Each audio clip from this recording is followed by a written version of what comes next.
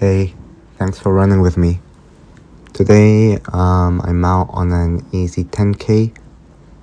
I'm just coming off of a down week. I took a short vacation last week and went to Jeju with my daughter. And I didn't get any running in at all. So today is just easing. I'm just easing back into things. It snowed last night and the roads are a little icy. And I'm mostly focused on not falling over, which actually sounds like a good metaphor for parenting, actually. Anyway, I've been thinking about something lately. I think there's a point in many people's lives where certain truth becomes much more obvious. And for a lot of us in our 30s, that point is parenthood. Before having kids, it was very easy to believe that if something wasn't working, the solution is just to try harder. While you're in school, you just study a little bit more. When you're working, you just put in a little bit more overtime.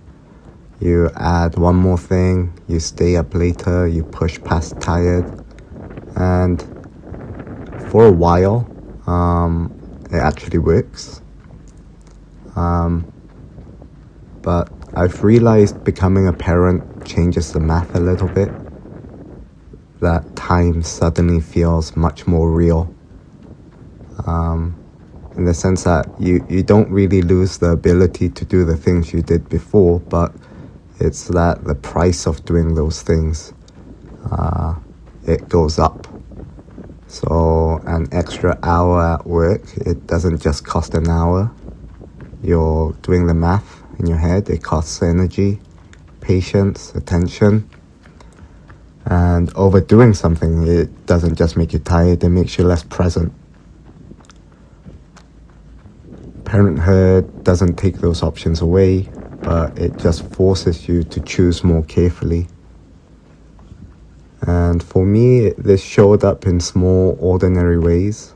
I started paying attention to where effort actually paid off and where it didn't.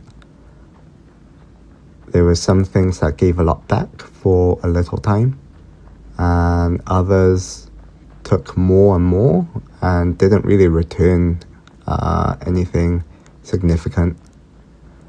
And once I noticed that, it became easier to step back. Drinking, for example, it became time expensive. Not during the night, but the next morning. Everybody probably knows the familiar feeling of starting the day already behind. It wasn't anything dramatic, but it just stopped being with the trade. My gym habits changed too. I didn't stop going to the gym, but I just stopped trying to do everything. I just started doing a few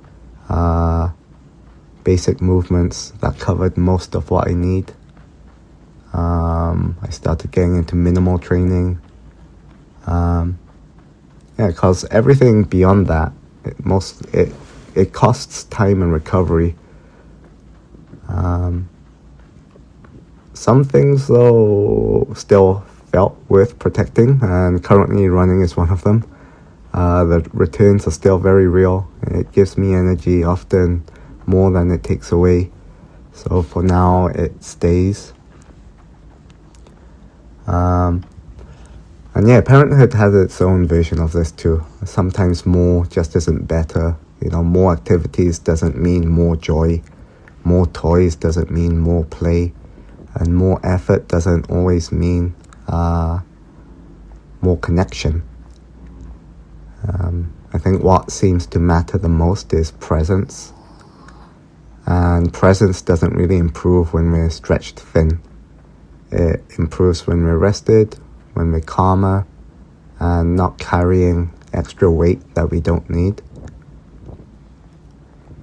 Somewhere along the way, this way of thinking spread into other parts of my life, and it actually eventually reached my hair.